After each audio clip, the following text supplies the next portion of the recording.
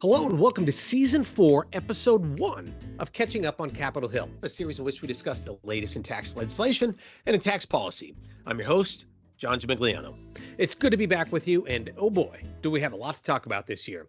Unlike Season 3, where we spoke in circles seemingly about tax extenders till there was really nothing left to say, my list of topics for this season is limited really by our time and availability to record that many episodes. I suspect you know why. Obviously, we have an important election coming in November, but that's not what is really driving the inevitability of major tax legislation in the near future. Instead, it's the looming tax cliff, the $4 trillion of scheduled tax increases coming at the end of 2025. And that gives tax legislation its coming date with destiny, no matter who wins in November. So today, in episode 1 for this season, let's look back before we look forward, since you know what's past is prologue and all that. And to do that, we're joined by my friend and colleague and familiar voice to all of you, Jen Acuna. You know, Jen, when I think about the Tax Cuts and Jobs Act and the years-long effort that preceded it, I really think of you as patient zero of tax reform. Trust me, it's a compliment, but what do I mean by that? Well, you helped develop the first prototype of tax reform at the Ways and Means Committee, the thing that became known as the Camp Draft. Now, that bill didn't really go anywhere, but it did outline many of the possibilities for reform that became adapted for the TCJA. And then you helped develop the House blueprint for tax reform that really caused the whole reform process to gain momentum. And then most importantly, you moved over to the Senate and you were a lead drafter of the Senate version of the TCJA, the version that ultimately became law. So yeah, you were there at the beginning and at the end. So Jen, let's take a stroll down memory lane as we ask the all-important question for the next many months. How did we find ourselves here, just 7 years later, standing at the precipice of the tax cliff? So Jen, welcome. I'm going to ask you, before we talk about how did the TCJA play out and how do we get to all these expiring items, I want to ask you a different question. And here's the first question. It's a big one, but I know one you've spent a lot of time thinking about back in 2017 anyway. What were the main goals of the TCJA when you worked on it all those years and members of Congress worked on it all those years? What were the main goals you were trying to solve for? That is such a good question because as tax people, we get lost within the provisions of a bill, not just the TCJA, but most bills. But when you take a step back from the TCJA, I think there were a lot of political objectives, but also significant policy objectives that for a long time had been bipartisan objectives that were achieved in the TCJA. The first one, the one that folks are most familiar with, is the reduction of the corporate rate. The corporate rate was 35%. And I remember in the years leading up to, and you mentioned that I'm patient zero, I think of the monkey from Outbreak, that movie, where I hope I'm not the monkey from Outbreak. I said it was a compliment, Jen. Yeah. I am taking it as a compliment. The monkey was very charismatic animal in the movie, but the corporate rate was really high, 35%. We were leading, and that is not a compliment with respect to our corporate rate among our trading partners. So that was not a good thing. And what members really cared about and what drove them to want to reduce the corporate rate was that on a weekly basis, it seemed, for many years, dating back to 2015, even earlier, we were getting announcements of traditional U.S. companies inverting, moving their headquarters offshore, citing the U.S. corporate rate as not necessarily the primary factor, but certainly a complicating factor in remaining in the U.S. So members were up in arms about this. When I was on the House Ways and Means Committee staff, I was charged, having the international portfolio, with putting together a spreadsheet.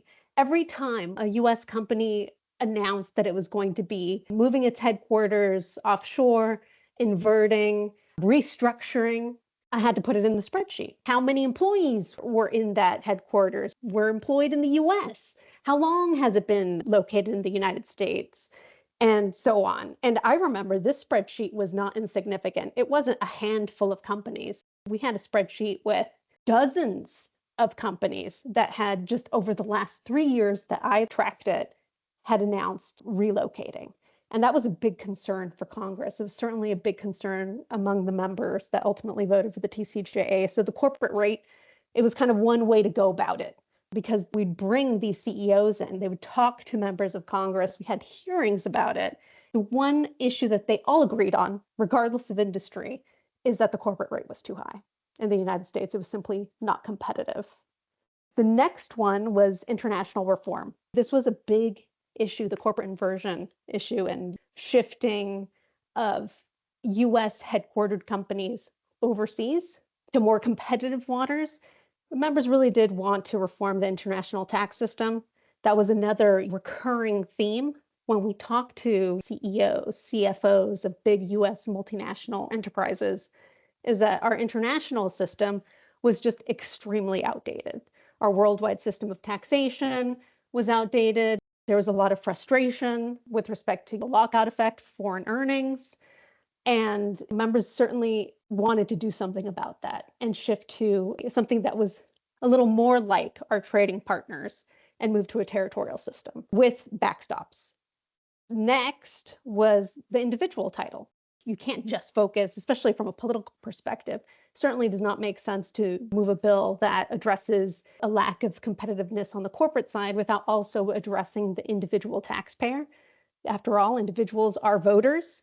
And there was a significant effort among members, and there was a rising level of frustration that was kind of compounded by a lot of the frustrations that constituents would express to members on a regular basis about the complexity of the US tax code as it relates to individuals. We often talk about the corporate system is extremely complex.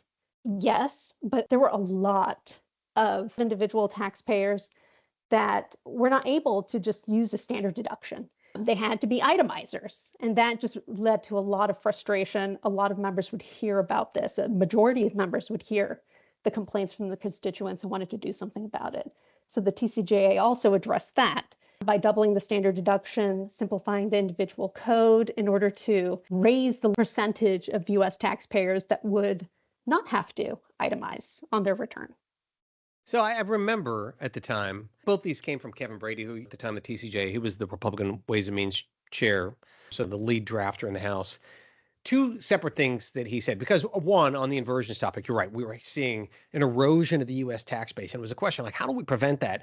And there were lots of proposals to deal with inversions, which were basically to make them impossible to do. And I remember Kevin Brady saying something like, we don't want to build walls, we want to build bridges. Now, look, it's a little corny, right? But you get his point, which is, look, you can force people, like you say, you absolutely cannot leave. We're building the wall so high you can never get out.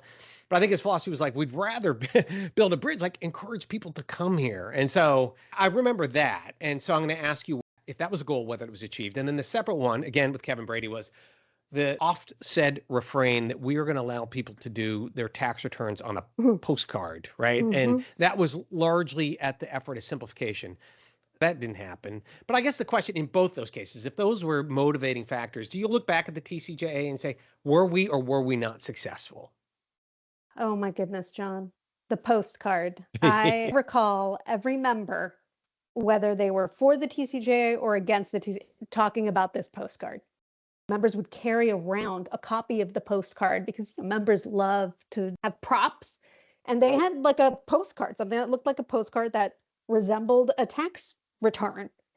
From a corporate inversion perspective, the proof is really in the pudding. We've seen the results, and hindsight is 2020.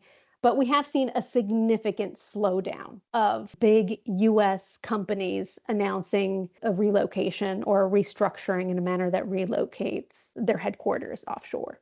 So I think in that sense, there have been a number of papers that have been published that have noted that there has been a significant drop. And that is certainly attributable, at least in part, to the reduction in the corporate rate. So from that perspective, members could say pretty confidently that they're no longer having to troubleshoot that weekly press assignment of having to explain to their constituents why their local large multinational is relocating its headquarters overseas. So I think in that respect, it certainly has been a success. On the individual side, we're going to see whether or not, I mean, we have seen a surge in individual taxpayers, and that's all available in the statistics of income that are published by the Internal Revenue Service. But the sheer number, the volume of individuals that have to itemize has gone down. Mm-hmm. So by that token, just looking at the numbers alone, certainly a success. Is it more simple? Itemizing is a bit of a pain. But those that could file using the simple standard deduction, it is a much easier way to file, certainly. Right. We may not have gotten to the postcard, but I don't think there's any debating that for many Americans, tax returns are simpler now today if you don't have to itemize. The AMT is less of an issue. So didn't get all the way there, but got part of the way there. That's kind of our background. What were we trying to do? Did we think we achieved it? In some cases, yes. Some cases, a little mixed review, but no legislation is perfect.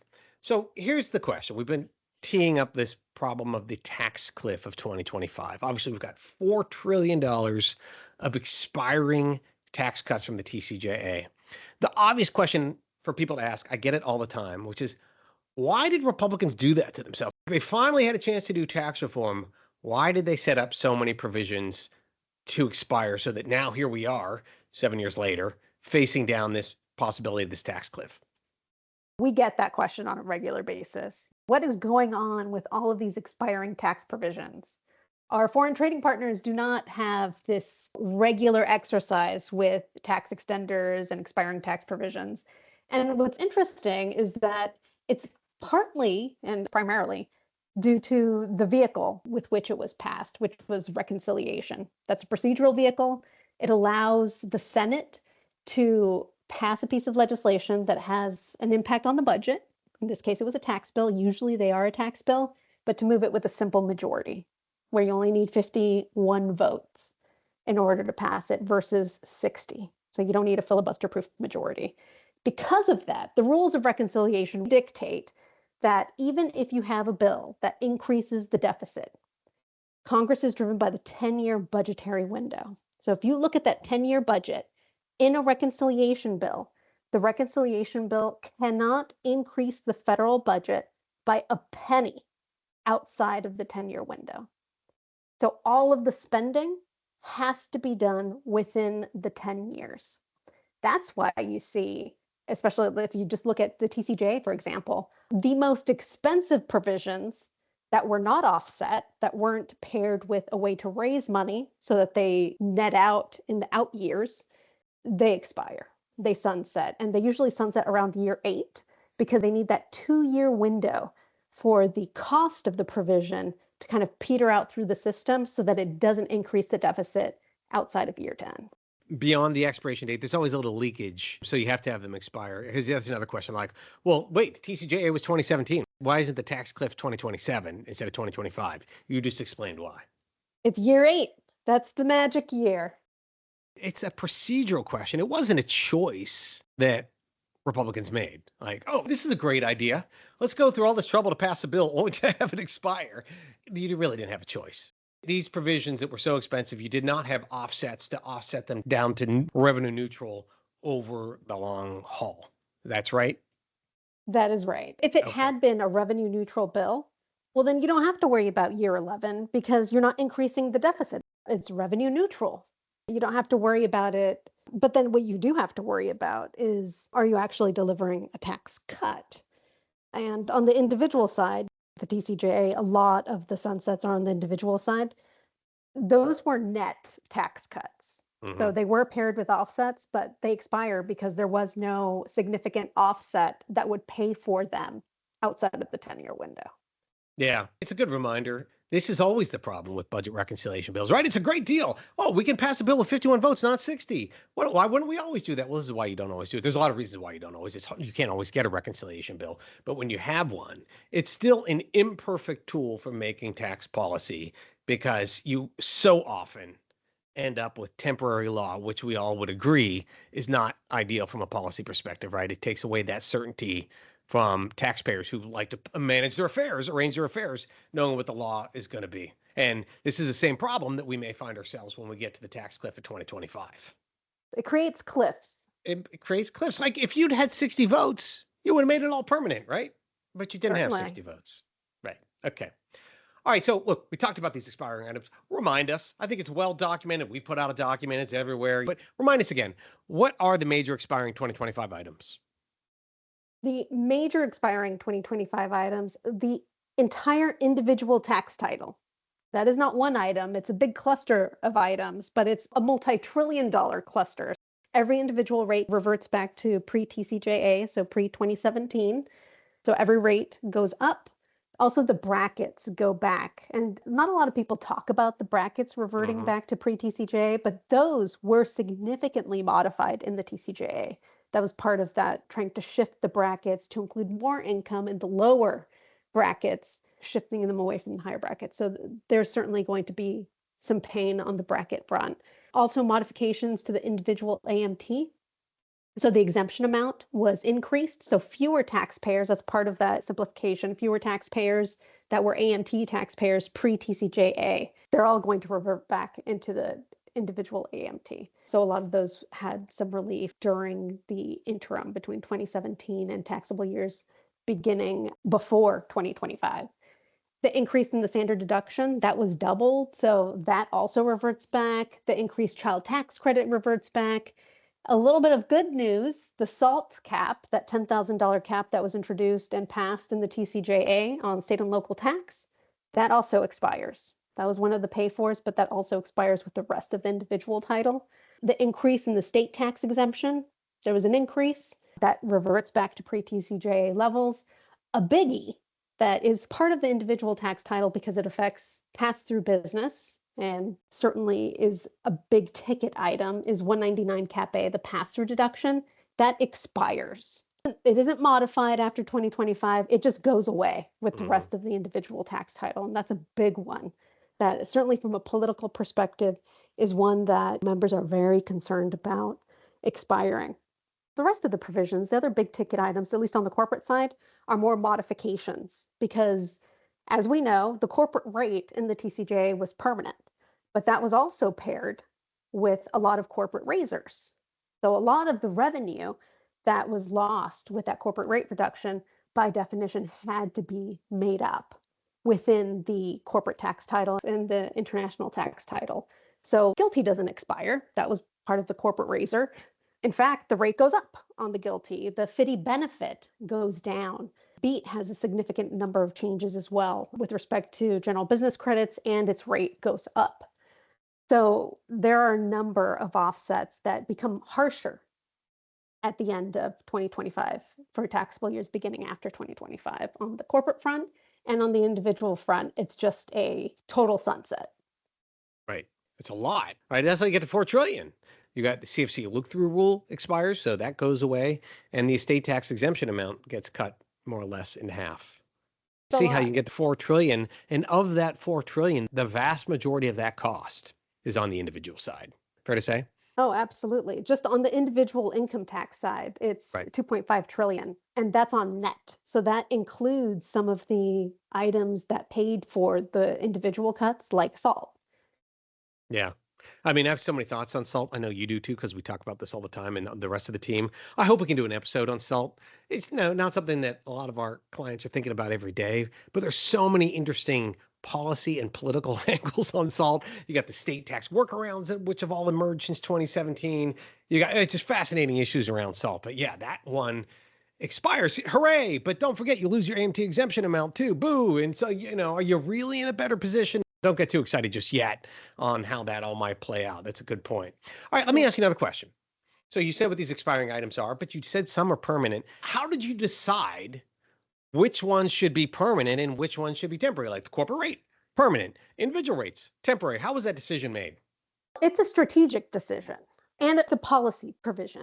A lot of things do factor into that decision making. One of the issues is from a policy perspective, when you look at the spreadsheet of every provision, how is it going to impact the economic model? That's the one thing that members ask. Okay, well, if we have the sunset, how is that going to impact the economy?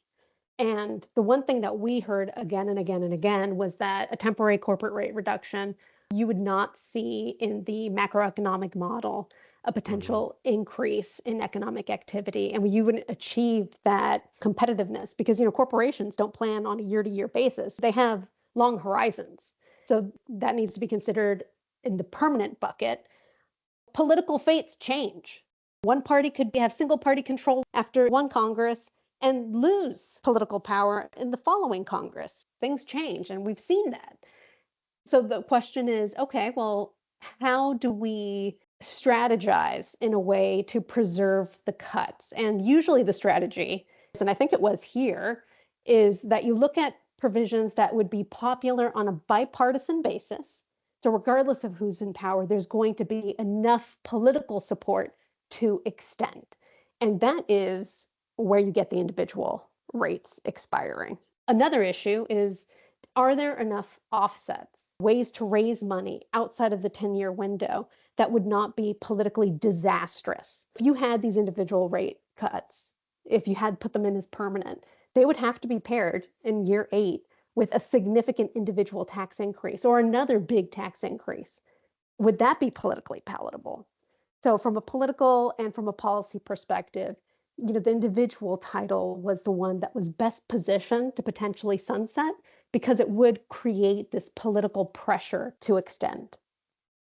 I get it. Of course, that opened the TCJA up to criticism. There was obviously criticism against the TCJA in many fronts, but one of them was, well, there you go. Republicans chose corporations over people, right? Because they made the corporate rate permanent, but they didn't make the individual rates permanent. So it's clear where their priorities lay.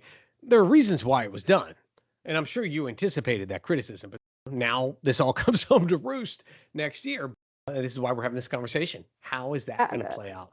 Definitely. And it also kind of highlights the fact that that corporate rate cut was paid for within the contours of the bill. If it weren't, it would not have met the standard for reconciliation. So that reduction in tax income from the reduction of the corporate rate, that's all made up for with other corporate offsets, new offsets that are near and dear to our hearts today, but were brand new back in 2017, like the GILTI, like the BEAT. There were a number of offsets that help pay for that corporate rate reduction. Yeah. Of course, the counterpoint to that is, look, money's fungible. Could you have used offsets elsewhere? But you outlined the reasons why it was done the way it was done. That is what it is. So there's no undoing that now. The question is simply, how do we deal with the expiring individual cuts when we get to next year? So that leads me to my last question for you. And it's a hard one, but give it some thought, because I think it's a really interesting question. I think it's a question we're going to come back to all year, which is, in the years since the TCJA, a lot's happened, right? We had the attempt to roll back much of the TCJA, partly through Build Back Better, did not pass, but we saw that. We've seen the emergence of BEPS 2.0, Pillar 1, Pillar 2 in particular, in some ways as a response to the TCJA. We've seen politics change. The House, shortly after the TCJA, went from Republican control to Democratic control. Then it has gone from Democratic control back to Republican control. Depending on the election, could theoretically go back to Democratic control. What have we learned in the years since the TCJA that might help us think about how this is going to go when we get to 2025? Anything? I don't think that we have learned a whole lot. Back then, it was more controversial to have these expiring tax provisions. But now you see, whenever there is single party control, you see reconciliation bills, and reconciliation bills necessarily lead to temporary tax policy. If anything, it has certainly increased congressional appetite for expiring tax provisions, and it doesn't seem to be slowing down. We had the Inflation Reduction Act, we had ARPA during last Congress. Congress has not seemed to be shying away from temporary tax policy. Right. The irony is that, like, if you take the reconciliation bill, the big pay for there was the corporate alternative minimum tax, CAMT, to offset the cost of the renewable energy credits, et cetera. Well, those renewable energy credits are temporary. The CAMT is permanent, right? So the revenue raisers tend to be permanent. SALT maybe being one of the outliers here, but they tend to be permanent, whereas the tax cuts tend to be temporary. And I guess if there's something that we can take from that we should learn about next year is, if one party controls everything, right? Republicans control everything or Democrats control everything, we're probably looking at another reconciliation bill, which probably means that whatever solution we come up with 2025 is going to be at least in part temporary. Is that fair to say? That is fair to say. And we're probably looking at 2 reconciliation bills, because Congress gets 1 reconciliation bill per fiscal year, and the next Congress would run 2 fiscal years. So a lot of opportunity for temporary tax policy. Oh, help us all. Because I agree with your point that, everybody would agree that businesses rely on stability, predictability on the laws in terms of how they make investments. And so any of this is again, temporary. It's certainly, I would imagine, better than having tax cuts expire totally, but not that much better, right? Having them permanent would be far better in terms of attracting investment and encouraging investment. Yep, you need a bipartisan bill to do that. Yeah. Or at least enough revenue raisers, as you showed in the TCJA, that are long lasting to make parts of it permanent, like the corporate rate. But that's really, really hard to do. And it was hard for you all to do. And you only were able to do some of it, not all of it. It's a very difficult exercise. The exercise back in 2012 and 2015 on the House side, the Camp bill. And I think there was also an exercise on the Senate side to produce a revenue neutral bill. They're really hard because Really members hard. like one side of the equation, which is the spending piece, not too keen on the other side of the equation, which is the raisers piece. Right. So that raises a separate question, one we're going to get to this season. Future episodes include, would the all Democratic scenario look like? What would the all Republican scenario look like? And then maybe the hardest of all to predict is, what does a divided control look like? Because to pass a bill in divided control, we're not doing budget reconciliation, okay? We can talk about why in that episode, but we're not. And so that's going to require a 60-vote bill, to which you be like, hooray, permanent tax policy. But the problem is, what can 60 senators agree to, knowing that's going to be almost certainly a combination of Republicans and Democrats? And then you go, well, can they only agree to a temporary extension? So you end up with temporary tax policy anyway. Let's just leave that as a hanging question for now, Jen, one that we will come back to. Awesome conversation today. It's good to be back with you. In closing today, let me keep this short, but I think it's important that I address this issue at the outset of the discussion of 2025. It's unavoidable that we are going to spend a lot of time talking about the expiring TCJA provisions and therefore about the TCJA itself. The topic is a polarizing one in tax circles, and it has been from the beginning. And really, it hasn't changed much in the last 7 years. So let's be clear. We're not here to opine on whether the TCJA was good or whether it was bad. We're only here to simply say what is. We're the Switzerland of the tax policy world, if you will. And you know this, there is no shortage of politicians or of think tanks on the right and on the left to tell you how wonderful or terrible the TCJA was. If that's what you want, it's a Google search away. But I'll leave you with this one thought, and maybe this is as far as we'll go on this point. If you have in your mind that the TCJA was good, or if you have in your mind that you think it was bad, well, maybe try a little bit harder, because I think it was objectively both. Jen, I'm sure you'll agree that the TCJA is imperfect, but all legislation is. There are political, procedural, practical compromises that must be made along the way to enactment. Remember this, the worst tax policy ideas are the ones that will never be enacted. So let's leave it to other people to discuss those ideas because, we're busy people here, and I suspect most of you are too. But it is this duality of the TCJA, both good and regrettable characteristics at the same time, that will make 2025 so interesting. As Congress grapples with which aspects to extend, which ones to double down on, and which ones to move on from. So as we stand here at the edge of the tax cliff, take a second to look around. There's a lot to see, and we're looking forward to exploring it with you over the next year. With that, thanks again for tuning in to Catching Up on Capitol Hill. We'll be back with you soon. Until then, take care.